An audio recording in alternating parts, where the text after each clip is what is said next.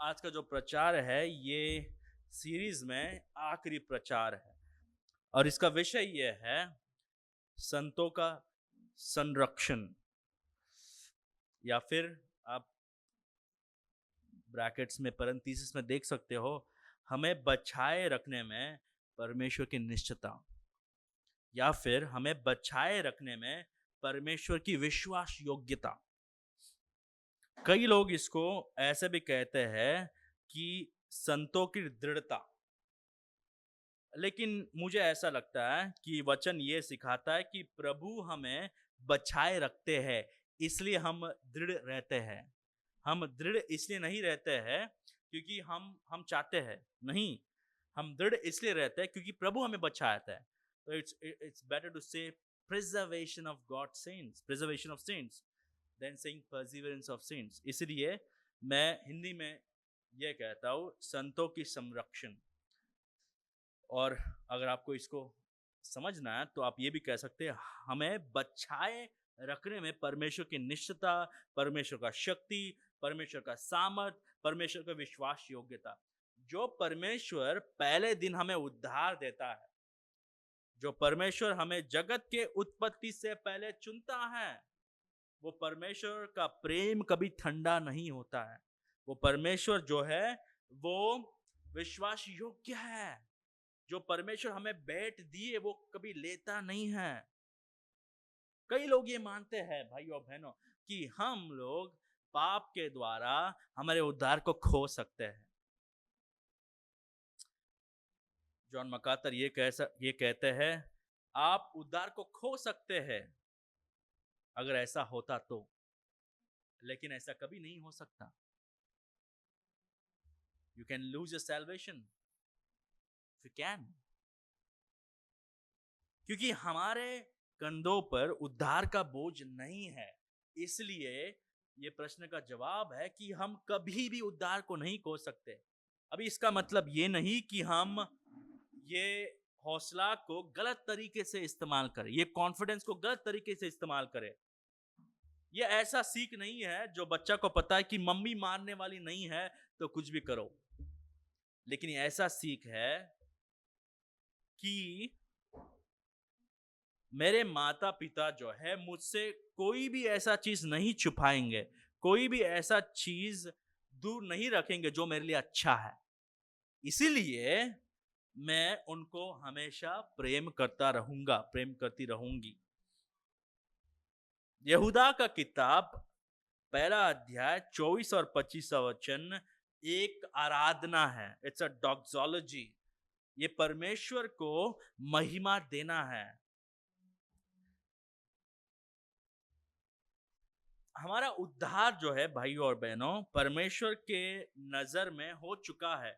ऐसा समझ लो कि परमेश्वर जो है वो आश्चर्यचकित नहीं है कि कौन उद्धार पा रहा है और कौन पवित्रता में आगे बढ़ रहा है, क्योंकि परमेश्वर को पता है कि हम ऑलरेडी उनके नजर में जो है हम महिमा पा चुके हैं।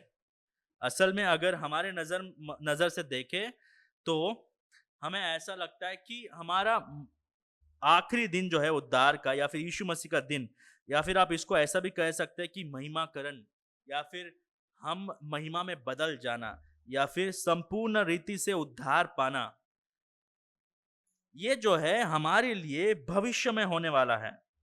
लेकिन क्योंकि परमेश्वर समय के ऊपर है, समय से बढ़कर है, प्रभु के नजर में हम ऑलरेडी महिमा पा चुके हैं।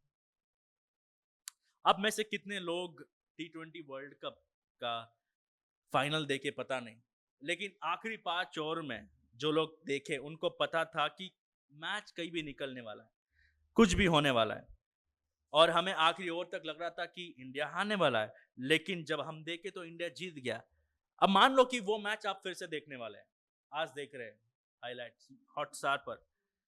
क्या आपका जो ब्लड प्रेशर है या फिर आपका बर्ताव है, क्या वो वैसे ही रहने वाला है? नहीं, क्योंकि आप जानते हो कि ये मैच तो हो चुका है, ये मैच इंडिया जीता है। आप जो है पूरा हौसला से 5 ओवर देखेंगे, आप में डर नहीं रहेगा, आप घबराएंगे नहीं, आप ये नहीं कहेंगे अरे ये क्या हो रहा है,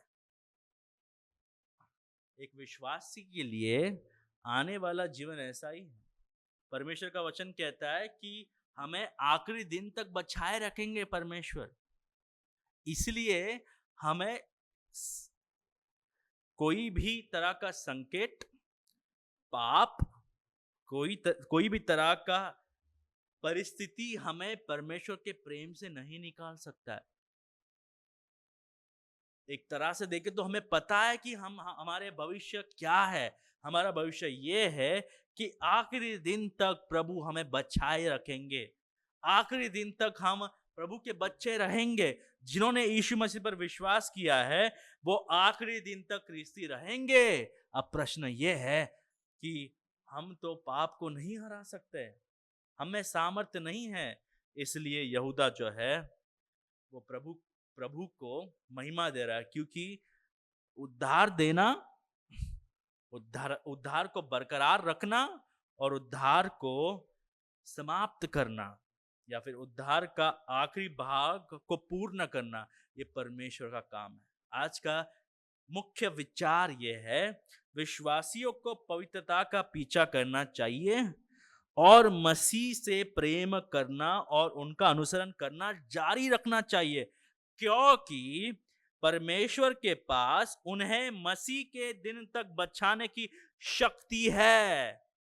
वह उन्हें अपनी महिमा के सामने निर्दोष प्रस्तुत करने में प्रसन्न है और इसीलिए वह सभी महिमा का हकदार योग्य है। अगर आप यहूदा का चिट्ठी देखते हो तो ये उन लोगों के लिए लिखा हुआ है, राइट, जो लोग सुसमाचार के साथ खिलवाड़ कर रहे हैं। यहूदा जो है वो किसी और के चीज में लिखने वाला था, लेकिन फिर से यहूदा कहता है कि मैं किसी और चीज के बारे में लिखने वाला था, लेकिन मैं ये देख रहा हूं कि लोग जो है अनुग्रह को इस्तेमाल करते हुए पाप को बढ़ोतरी दे रहे हैं।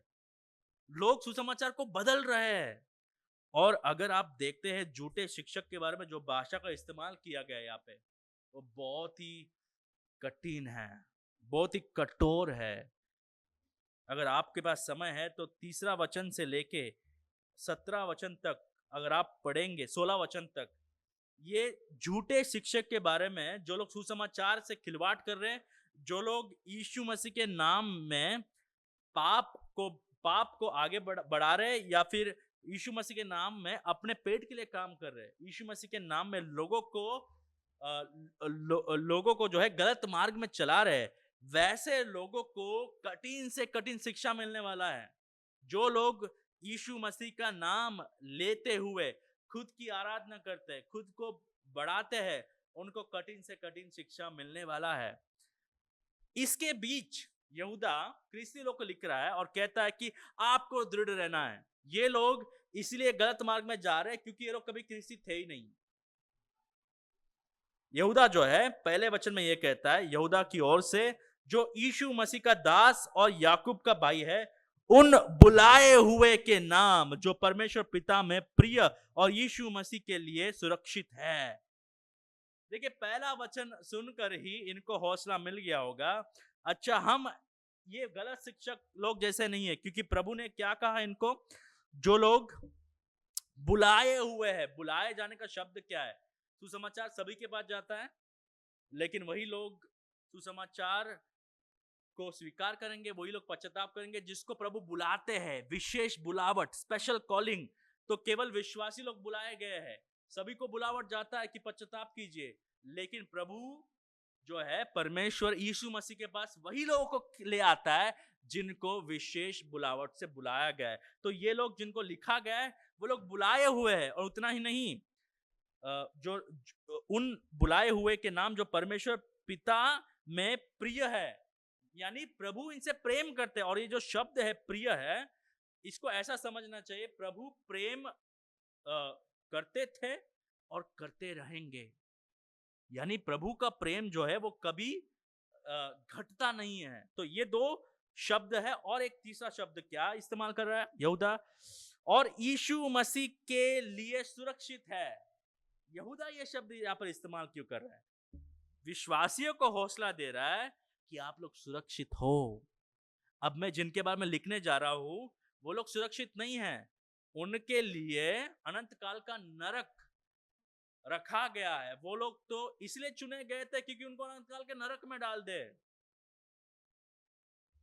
लेकिन आप लोग सुरक्षित है। आपका चरित्र ही ऐसा कि आपको बचाए रख रहा है परमेश्वर। और दूसरे वचन में फिर से यहूदा ये बताता है, दया और शांति और प्रेम तुम्हें बहुताई से प्राप्त होता रहे।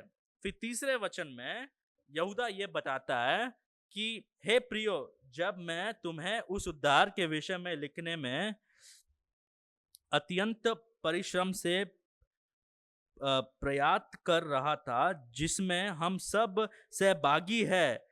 तो यानी यहूदा और जिनको ये लिखा गया चिट्ठी, ये लोग सुसमाचार में सहभागी है, यानी ये सब उद्धार पाए हैं। फिर चौथे वचन में यहूदा ये बताता है कि हमें विश्वास के लिए जो हमें दिया गया है उसके लिए संघर्ष करना है। देखिए तीसरा वचन आखिरी भाग,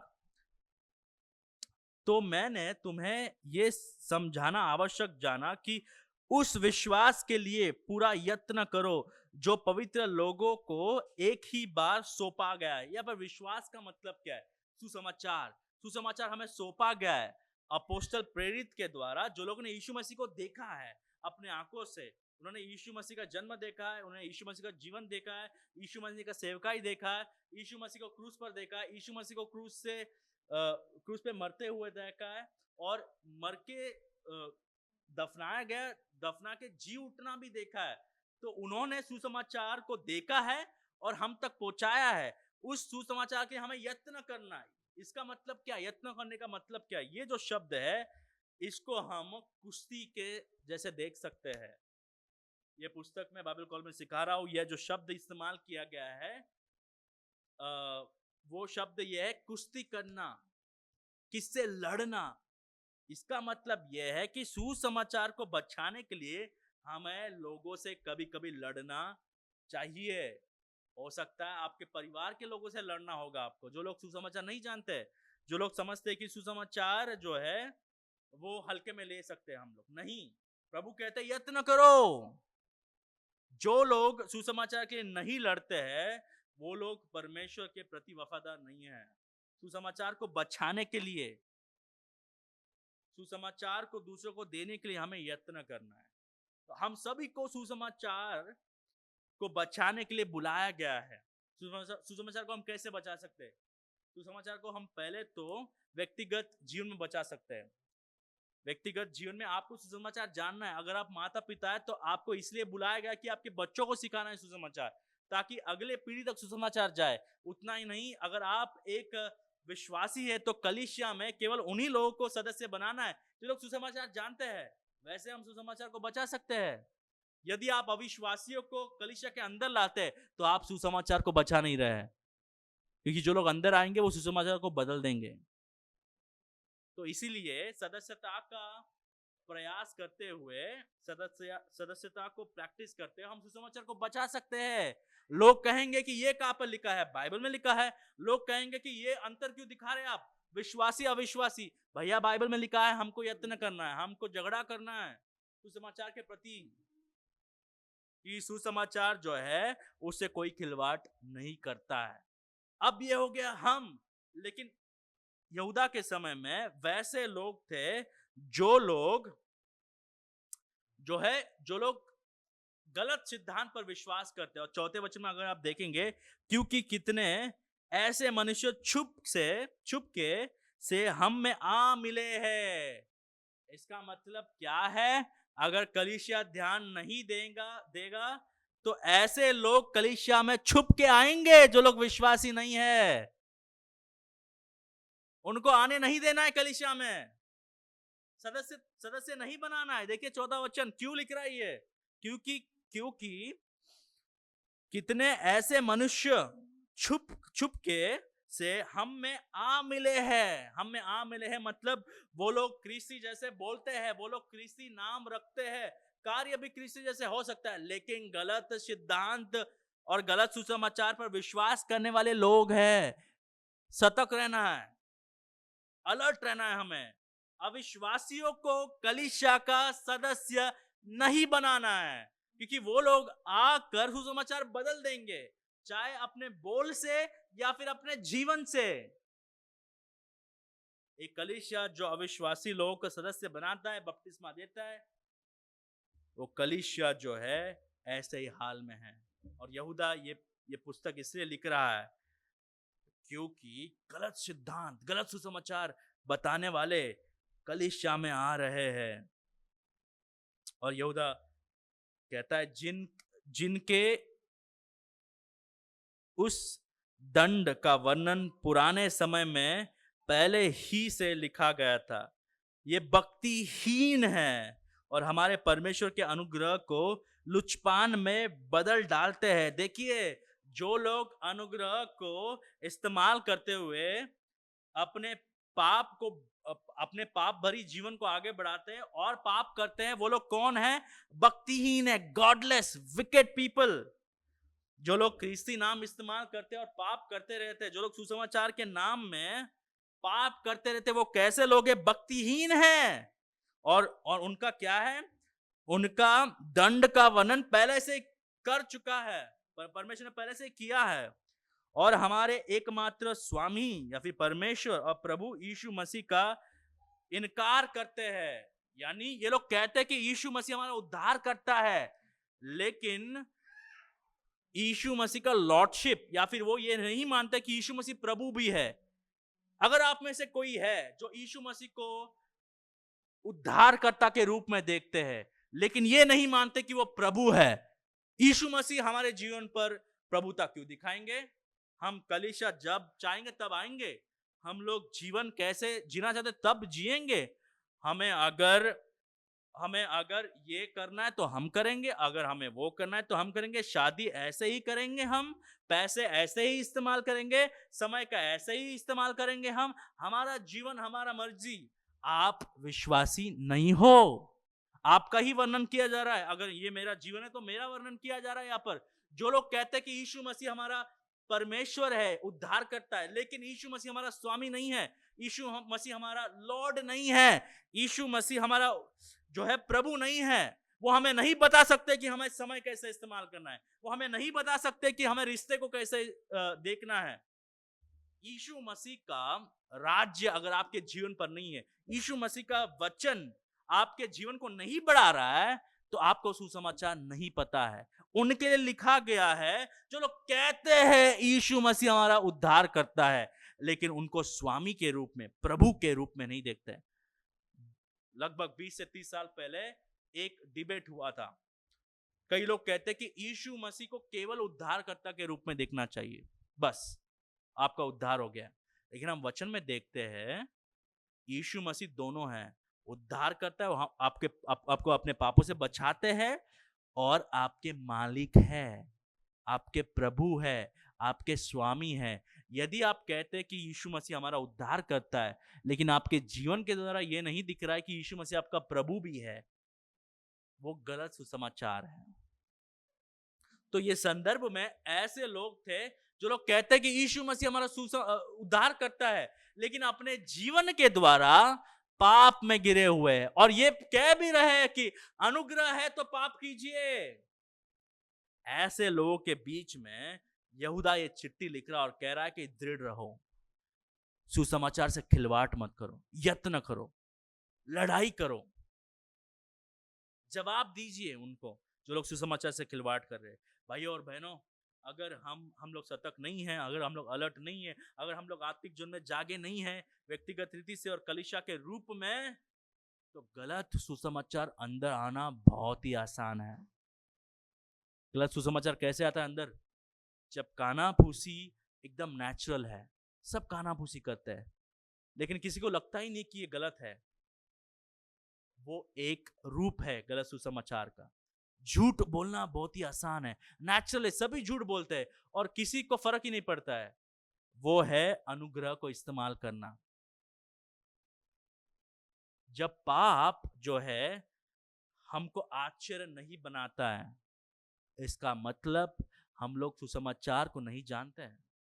ऐसा समुदाय बनना है जहां पर चाहे लोगों को अच्छा नहीं लगे, सच्चाई बोलना है हमें, क्योंकि तब जाकर हम सुसमाचार का यत्न कर सकते हैं। तो चौथे वचन में, पांचवें वचन में, सातवें वचन में ये यहूदा जो है वर्णन कर रहा है। क्यों लिख रहा है? क्योंकि गलत सुसमाचार फैल रहा है, गलत सिद्धांत या फिर गलत पासबान या फिर गलत सिद्धांत बोलने वाले आ गए हमारे बीच में। और 5 से 7 यहूदा जो है ये बताता है कि जो लोग प्रभु के लोगों के खिलाफ गए, मिस्री देश में उनको नाश किया है। बराबर, उतना ही नहीं, जो लोग प्रभु के खिलाफ गए या फिर फरिश्ते जो प्रभु के खिलाफ गए, उनको अनंत काल के नरक में बांधे रखे हैं प्रभु ने, शैतान और उनके संतान को। और उतना नहीं, सोदम गुमरा को भी प्रभु ने क्या किया? जला दिया। तो वही परमेश्वर जो है आने वाले दिनों में इनको नाश करने वाले हैं। प्रभु ने कभी भी पाप को नजरअंदाज नहीं किया। तो प्रभु जो है आने वाले दिनों में भी नजरअंदाज नहीं करेंगे। इनका समय आने वाला है और इनका वर्णन 8 से 16 तक किया जा रहा है। जो लोग अनुग्रह को इस्तेमाल करते हुए पाप कर रहे हैं। और 17 से 23 तक अब विश्वासियों को लिख रहा है। ये लिख रहा है, देखिए 5 आज्ञा देता है यहूदा, 5 आज्ञा देता है।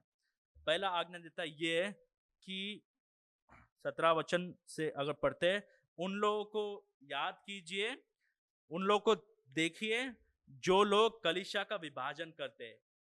और जो लोग कलीसिया का विभाजन करते हैं उनमें पवित्र आत्मा ही नहीं है। वही कहता है ये।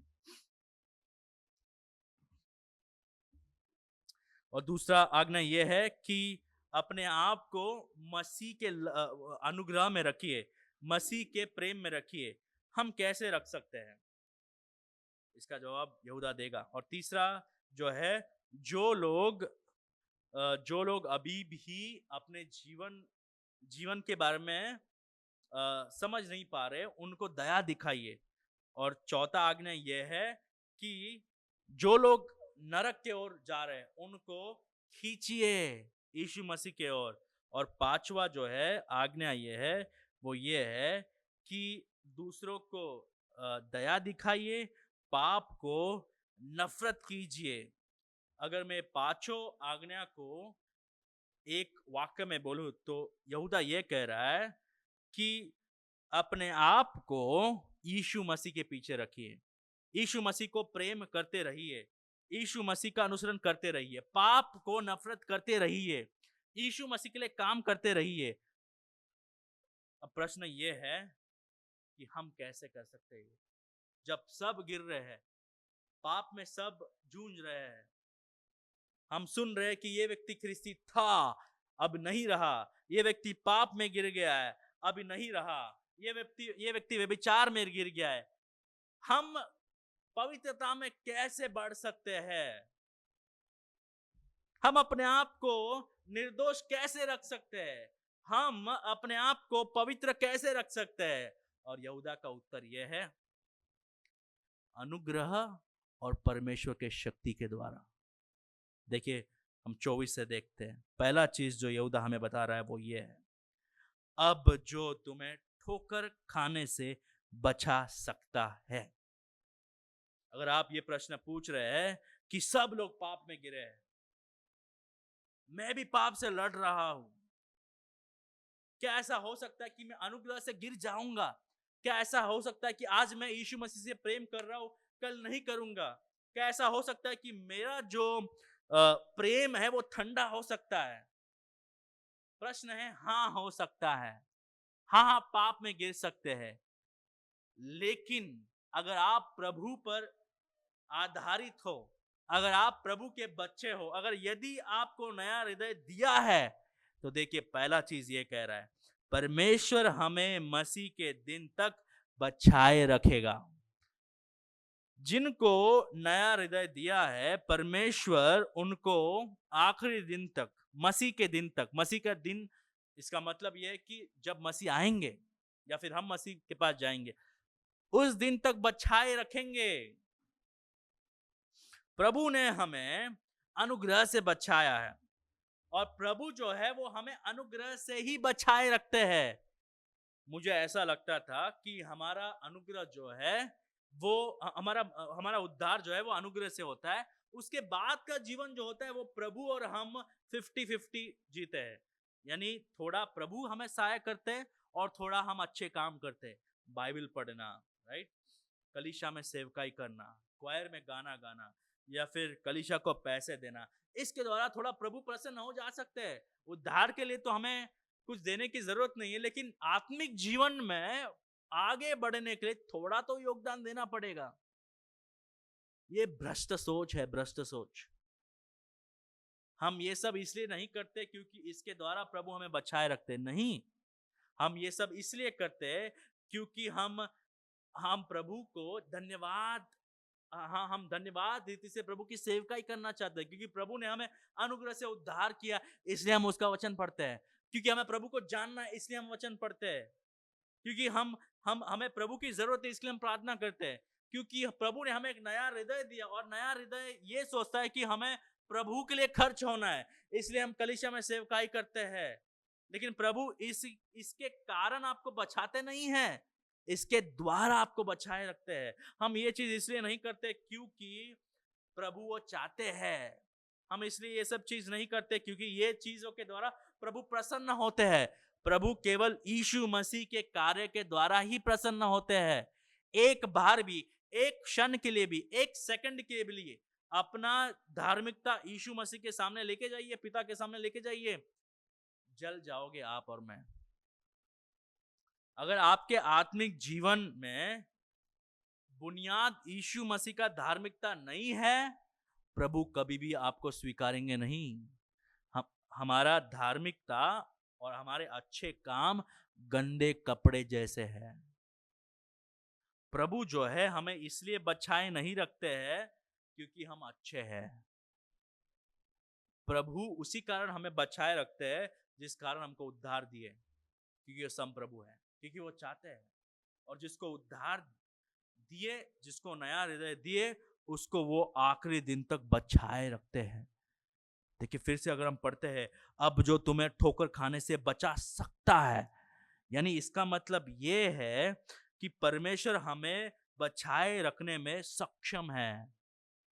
अगर पहला सब पॉइंट देखते हैं तो हमें ये पता चलता है कि केवल परमेश्वर ही हमें बचाए रख सकते हैं। हम अपने आप को बचाए रख नहीं सकते, हमें कोई सामर्थ्य नहीं है। आज हमें बाइबल पढ़ने की दिलचस्पी होती है, कल नहीं होती है। आज हम आराधना में हाथ उठा के गाना गाते हैं, कल हमें लगता है कि आराधना को क्यों जाना है।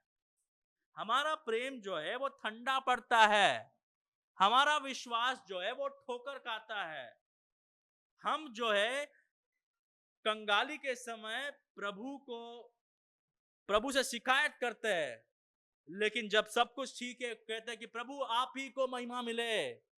अगर उद्धार हम पर निर्भरित है, अगर उद्धार का बोझ हम पर है, तो हम में से कोई भी आखिरी दिन तक बचाए नहीं रख सकता। लेकिन क्योंकि उद्धार परमेश्वर का योजना है, क्योंकि उद्धार परमेश्वर का काम है, परमेश्वर का इच्छा है, परमेश्वर के पास ही सामर्थ्य है, इसलिए यहूदा कहता है अब जो तुम्हें ठोकर खाने से बचा सकता है। तो ये मान के चलिए केवल परमेश्वर ही हमें बचाए रखने में सक्षम है, कोई भी व्यक्ति नहीं है। पासबान जो है वो प्रधान याजक नहीं है जो आपको प्रभु के पास ले जाएगा। पासबान का उद्धार भी प्रभु के हाथों में ही है, और जब प्रभु भेंट देते हैं उसको फिर से नहीं लेते हैं। एक तो प्रभु का प्रेम कभी बदलेगा नहीं, क्योंकि पहले मुद्दा यह है, प्रभु ने आपसे इसलिए नहीं प्रेम किया क्योंकि आप अच्छे हैं। प्रभु ने इसलिए प्रेम किया क्योंकि प्रभु का संप्रभुता है, ये प्रभु का अच्छाई है। परमेश्वर हमें बचाए रखने में सक्षम है। और दूसरा चीज यह है, परमेश्वर हमें पवित्र रखेगा। देखिए वही वाक्य फिर से एक बार पढ़ते, अब जो तुम्हें ठोकर खाने से बचा सकता है। तो पहला चीज हमें यह पता चलता है कि केवल परमेश्वर हमें बचाए रखने में सक्षम है। दूसरा चीज, परमेश्वर हमें पवित्र रखेगा। ये मुझे कहां से मिल रहा है? देखिए, अब जो तुम्हें ठोकर खाने से बचा सकता है, यहां पर संदर्भ में ठोकर खाने का मतलब ये नहीं कि विश्वास में एक बार कमजोर हो जाना। ठोकर खाने का मतलब ये है कि विश्वास से गिर जाना। एक बार विश्वास किए, अब विश्वास नहीं है। एक बार कह दे कि यीशु मसीह हमारा उद्धार करता है, आप कहते कि यीशु मसीह हमारा उद्धार करता नहीं है। ये विश्वासी के जिनमें होगा ही नहीं। अब इससे हमें क्या पता चलता है? एक तो हमारा विश्वास हमारा नहीं है। जैसे भाई ने कहा कि विश्वास भी यीशु मसीह का भेंट है। तो जो विश्वास से हमें नया हृदय मिलता है, वही विश्वास से प्रभु हमें बचाए रखते हैं। प्रभु हमें ठोकर खाने से बचाएंगे। प्रभु हमें आखिरी दिन तक यीशु मसीह में बनाए रखेंगे। पहला तो केवल वही सक्षम है, दूसरा यह उनका इच्छा है। हमारा उद्धार का कारण ही यह है कि हम यीशु मसीह जैसे बदल जाए। प्रभु ने हमें जगत के उत्पत्ति से पहले क्यों चुना? कारण क्या है? पवित्रता के लिए, निर्दोष होने के लिए। अगर प्रभु चुनते हैं इसके लिए और बीच में हमारा उद्धार चले जाता है, तो प्रभु हार जाएगा। प्रभु का सामर्थ्य जो है वो कमजोर है। जिनको उद्धार देता है प्रभु, इसे कोई फर्क नहीं पड़ता है कि कैसा आदमी है वो। अगर प्रभु ने किसी को उद्धार दिया, उसको बदलेगा, उसको ठोकर खाने से रोकेगा। इसलिए जब कोई कहता है मुझे कि ये व्यक्ति कभी नहीं बदलेगा, पहला चीज तो अगर उनको उद्धार मिला है तो प्रभु उनको यीशु मसीह जैसे जरूर बनाएंगे। ऐसा कोई भी विश्वासी नहीं होगा जो यीशु मसीह जैसा नहीं बदलेगा। अगर ऐसा होगा तो प्रभु की हार हो गई है, ये प्रभु चूक गए इनको यीशु मसीह जैसे बनाने में। दूसरा चीज ये घमंड है। यदि आप बदल सकते हो तो वो व्यक्ति क्यों नहीं बदल सकता? ये दोनों भी पापी हैं। एक को प्रभु अनुग्रह से बदल रहे हैं तो दूसरे को अनुग्रह से क्यों नहीं बदलेंगे? यदि इसके नीचे एक सोच छुपा है, वो सोच क्या है? कि हम बेहतर है, हम बदलने के लायक है, वो बदलने के लायक नहीं है। और उसके नीचे और एक सोच छुपा है, वो क्या है? उद्धार जो है वो हमारे अच्छाई पर है, क्या आप बदलने के लायक हो? और इसका उत्तर यह है कि आप भी लायक नहीं हो, वो भी लायक नहीं है। लेकिन प्रभु अपने सामर्थ्य से लोगों को बदलते हैं, क्योंकि वो सक्षम है। यदि आपका उद्धार हुआ है तो यीशु मसीह की जय हो, और हौसला रखिए कि अब जो तुम्हें ठोकर खाने से बचा सकता है, केवल प्रभु ही, केवल परमेश्वर ही, हमारे त्रिएक परमेश्वर, केवल उनके पास ही सामर्थ है हमें ठोकर खाने से बचा सकता है। आपकी परवरिश नहीं, कौन से परिवार से आता है, वो उससे कोई लेन देन नहीं है। ये सब चीज अच्छे चीज है, लेकिन पाप से, संकट के द्वारा आखिरी दिन तक, महिमा के दिन तक अगर हमें कोई ठोकर खाने से बचा सकता है तो वो केवल प्रभु है। उतना ही नहीं, परमेश्वर हमें मसीह के दिन तक बचाए रखेगा, वो तो पता है, लेकिन कैसे रखेगा? देखिए, और अपनी महिमा की भरपूरी के सामने मगन और निर्दोष करके खड़ा कर सकता है। दूसरा मुद्दा यह है कि परमेश्वर हमें अपनी महिमा के सामने खड़ा करेगा। परमेश्वर हमें अपनी महिमा के सामने खड़ा करेगा। इसका अर्थ क्या है? परमेश्वर की महिमा क्या है? परमेश्वर का महिमा वो है जहां पर वो सिंहासन पर बैठते हैं, फरिश्ते जहां पर उनकी वाहवाही करते हैं, जहां पर हम कभी गए नहीं, जहां पर जाने के हम लायक भी नहीं हैं, क्योंकि हम पापी हैं। लेकिन प्रभु जिनको उद्धार देते हैं, जिनको नया हृदय देते हैं, उनको आखिरी दिन तक बनाए रखते यीशु मसीह में। और प्रभु हमसे ये वाचा कर रहे हैं कि जिनको उद्धार मिला है, आखिरी दिन तक परमेश्वर हमें अपनी महिमा के सामने खड़ा करेंगे। क्या हम इसके लायक हैं? नहीं।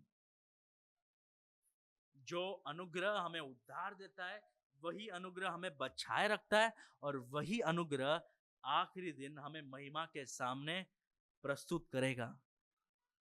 आरंभ से अंत तक हमारा उद्धार प्रभु का काम है। आरंभ से अंत तक बुनियाद जो है वो अनुग्रह है। कई बार कई लोग ये विश्वास करते हैं अनुग्रह से हमारा उद्धार होता है और हमारे कार्यों से प्रभु हमें बचाते हैं।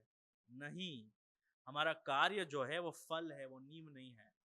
नींव हमेशा विश्वास है, अनुग्रह है। और क्योंकि अनुग्रह के द्वारा हमें उद्धार मिला है, फल जो है वो अच्छे काम है। फल आधार नहीं है, फल जो है वो नींव से निकल के आता है। हमारे फलों के कारण नहीं, हमारे फलों के द्वारा प्रभु हमें आखिरी दिन तक उद्धार में बनाए रखेंगे। ऐसा हो ही नहीं सकता है कि कोई व्यक्ति यीशु मसीह पर विश्वास किया और अभी नहीं कर रहा है। यानी जब हम कहते हैं वो उसने किया, वो कभी यीशु मसीह पर विश्वास किया ही नहीं। जो लोग हमसे निकल गए, वो लोग इसलिए निकल गए क्योंकि वो हम में थे ही नहीं। क्योंकि परमेश्वर का वचन कह रहा है जिनको उद्धार मिला है, राइट, उनको आखिरी दिन तक प्रभु बनाए रखेंगे। और उतना ही नहीं, परमेश्वर हमें अपनी महिमा के सामने खड़ा करेंगे। तो ये हमारे हाथों में नहीं है, ये परमेश्वर के हाथों में है। ये काम केवल परमेश्वर कर सकता है। हम कभी उसके महिमा के सामने खड़ा नहीं हो सकते। लेकिन प्रभु जो है वो हमें एक दिन उसके महिमा के सामने खड़ा करेगा। उसका वो राज्य जो है, स्वर्गीय राज, उसके सामने प्रभु हमें खड़ा करेगा। और कैसे करेगा? देखिए, पहला चीज ये है कि परमेश्वर हमें बड़े आनंद के साथ अपनी महिमा के सामने उपस्थित करेगा। देखिए 24वां वचन दूसरा भाग में, और अपनी महिमा की भरपूरी के सामने मगन और निर्दोष करके खड़ा कर सकता है। पहला चीज मगन, वो शब्द जो है इसको आप ऐसे भी समझ सकते हैं, कई हिंदी ट्रांसलेशन में ये दिया गया कि बड़े आनंद के साथ। यानी प्रभु जो है हमारे जैसा नहीं है। हम क्या करते हैं? अरे जाना पड़ रहा है कलीसिया, पढ़ना पड़ रहा है बाइबल, प्रभु को पैसा देना पड़ रहा है, हमें जवाबदाही बनना पड़ रहा है। हम जो है कुड़कुड़ाते हुए करते हैं काम। पर प्रभु जो है हमें कैसे बदल रहे हर दिन? बड़े आनंद के साथ। प्रभु जो है हमारे विश्वास योग्यता के कारण जो है वो हमें आगे नहीं बढ़ा रहे। हम तो विश्वास योग्य है ही नहीं। प्रभु जो है हमारे कमजोरी को जानते हैं, हमारे हृदय के इच्छाओं को जानते, उद्देश्यों को जानते, हमारे सच्चाई को जानते हैं। आप जो है मेरे सच्चाई को नहीं जान सकते, क्योंकि आपके सामने एक्टिंग करना बहुत आसान है, क्योंकि मैं कब दिखता हूं आपको? एक ही बार। लेकिन प्रभु जो है वो हर कुछ जानते हैं, हमारे हृदय में क्या चल रहा है। हम कहते हैं कि यीशु मसीह के महिमा के लिए, यीशु मसीह के नाम के लिए, लेकिन उसका पर्दाफाश यीशु मसीह के सामने हो रहा है। हम जो यीशु मसीह के महिमा के लिए, नाम के लिए करते हैं, वो वाक्य में यीशु मसीह और यीशु मसीह के लिए महिमा के लिए नहीं, वो प्रभु जानते हैं। फिर भी प्रभु जो है वो हमें बड़े आनंद के साथ बदल रहे हैं। कई बार हम शर्मिंदा होते हैं, हम क्रिस्ती है बोलने के लिए। कई बार हम कहते हैं कि हाँ, हम परमेश्वर की आराधना करने जा रहे हैं, क्योंकि अविश्वासी को पता नहीं परमेश्वर का मतलब क्या है। हम यीशु मसीह वो शब्द इस्तेमाल नहीं करते, क्योंकि हो सकता है कि वो हमें चिढ़ाएंगे, हो सकता है कि वो हमें कहेंगे कि अरे अच्छा, चावल मिल गया आपको। और कई बार हम क्या करते हैं, बराबर, ये व्यक्ति क्रिस्ती है वो हमें बताना नहीं चाहता है, क्योंकि वो व्यक्ति हो सकता है कि सांसारिक रीति से उनका ओहदा उतना नहीं है।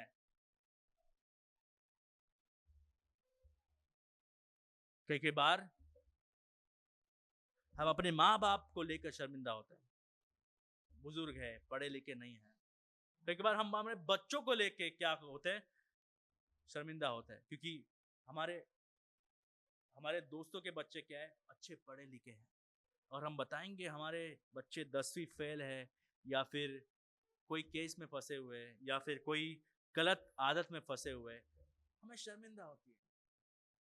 लेकिन वाकई में प्रभु को शर्मिंदा होना चाहिए हमें विश्वासी कहने के। लेकिन प्रभु जो है बड़े आनंद के साथ हमारे सारे पाप को जानते हुए, हमारे कमजोरी को जानते हुए, हमारे गंदगी को जानते हुए, हम वही पाप में फिर से गिर जाते हैं, वो सब जानते हुए प्रभु क्या करता है? परमेश्वर हमें बड़े आनंद के साथ अपनी महिमा के सामने उपस्थित करेगा। यानी ये जो बदल रहा है परमेश्वर, उनके लिए कठिन नहीं है। और दूसरा चीज, वो जो है वो उदासी के साथ नहीं कर रहे, वो आनंद के साथ हमें यीशु मसीह जैसा बना रहे हर दिन, और आनंद के साथ ही एक दिन उसके महिमा के सामने खड़ा करेंगे। हम जैसे पापी लोगों को, हम जैसे तुच्छ लोगों को, हम जैसे घटिया लोगों को परमेश्वर जो है वो बड़े आनंद के साथ, मगन के साथ उसके महिमा के सामने खड़ा करने वाला है। क्या आज आप शर्मिंदा हो यीशु मसीह के पीछे चलने के लिए? यीशु मसीह शर्मिंदा नहीं है। वो शर्मिंदगी का महसूस नहीं कर रहा है। वो आनंदित है हमें अपने बच्चे बताने के लिए। और ये जो है प्रभु कुड़कुड़ाते हुए नहीं, प्रभु जो है करना इसलिए नहीं, प्रभु आनंद के साथ, अतिशय के साथ हमें उसके महिमा के सामने खड़ा करेगा। और उतना ही नहीं, हमें निर्दोष, ये शब्द का मतलब क्या है? निर्दोष का मतलब एक भी दोष हम पर नहीं रहना चाहिए। अब बताइए, हम में निर्दोष कौन है? हम में निर्दोष एक भी व्यक्ति नहीं है। मतलब आखिरी दिन में, जब हमारा उद्धार का आखिरी दिन आ जाएगा, जब हम यीशु मसीह से बन जाएंगे, हर एक व्यक्ति निर्दोष रहेगा। क्या इसका मतलब यह है कि हमारे पापों को धो देगा प्रभु? क्या इसका मतलब यह है कि हमारे पापों को नजरअंदाज करेगा प्रभु? क्या इसका मतलब यह है कि प्रभु जो है वो कॉम्प्रोमाइज करेंगे? नहीं। इसका मतलब यह है कि अगर हम हमारे पवित्रता के साथ यीशु मसीह के महिमा के सामने जाएंगे, तो ऐसा एक भी व्यक्ति नहीं रहेगा जो उसके महिमा के सामने खड़ा रह सकता है। लेकिन अगर हम यीशु मसीह के धार्मिकता के द्वारा उसके सामने जाएंगे, तो हम सब यीशु मसीह जैसे पवित्र बनेंगे। जब हम पश्चाताप करते हैं, विश्वास करते हैं, हमें धार्मिक क्यों ठहराया परमेश्वर ने? क्योंकि यीशु मसीह का धार्मिकता आप पर उंडेल दिया गया, और आपका पाप आपसे निकाला गया और यीशु मसीह का ऊपर डाला गया। इसलिए तो यीशु मसीह हमारे लिए कलवरी क्रूस पर अपना जान दिए, क्योंकि हमको जो शिक्षा मिलना था वो यीशु मसीह को मिला, और जो यीशु मसीह को नहीं मिलना था वो उसको मिल गया, और जो हमें नहीं मिलना था वो हमें मिल गया। इसे हम ग्रेट एक्सचेंज कहते हैं। हमारा पाप यीशु मसीह के ऊपर चला गया, उसका पवित्रता हम पर आ गया। वो जो धार्मिकता हम पर उंडेल दिया गया, जो डाला दिया गया, जो धार्मिकता से हमें ढक दिया गया, वही धार्मिकता हमारे धार्मिक ठहराने के लिए आधार है, आज हमारे पवित्रता के लिए आधार है, और आखिरी दिन में यीशु मसीह के सामने जब हमें खड़ा किया जाएगा, उसका आधार भी वही है। जो लोग विश्वासी है वो लोग निर्दोष रहेंगे, एक भी दोष नहीं रहेगा। यीशु मसीह जैसे पवित्र, हमें पवित्र ठहराया गया, हमें पवित्र बना रहा है प्रभु, और एक दिन पूरी तरह से पवित्र बनाएगा। हम यीशु मसीह जैसे बन जाएंगे। ये सब प्रभु का काम है, ये सब प्रभु का योजना है, ये सब प्रभु का अनुग्रह है। इसलिए हमें क्या करना चाहिए? देखिए 24वां वचन, उस एकमात्र परमेश्वर हमारे उद्धारकर्ता की महिमा और गौरव और पराक्रम और अधिकार हमारे प्रभु यीशु मसीह के द्वारा और सनातन काल से है, अब भी हो और युगान युग रहे, आमीन। इसलिए हमें यह कहना चाहिए कि परमेश्वर सारी महिमा का पात्र है या फिर योग्य है। हमारे उद्धार के द्वारा केवल परमेश्वर को ही महिमा मिलना चाहिए। परमेश्वर सारी महिमा का पात्र, योग्य और हकदार है। आप क्रिस्ती इसलिए नहीं है क्योंकि आप दूसरों से अच्छे हैं। आप क्रिस्ती इसलिए है क्योंकि परमेश्वर ने आपको जगत के उत्पत्ति से पहले चुन लिया है। सब मरे हुए, सब पापी है, लेकिन प्रभु को थोड़े पापी अच्छे लगे, और वही लोगों को के लिए यीशु मसीह लहू बहाते हैं, और वही लोगों को पवित्र आत्मा उद्धार देते, उनका हृदय खोलता है पवित्र आत्मा, और वही लोगों को बचाए रखता है पुत्र, पिता और पवित्र आत्मा, और वही लोगों को पिता जो है मगन के साथ, बड़े आनंद के साथ, निर्दोष करके उसके महिमा के सामने खड़ा करेगा। आरंभ से अंत तक उद्धार जो है वह प्रभु का है, उद्धार मनुष्य का नहीं है।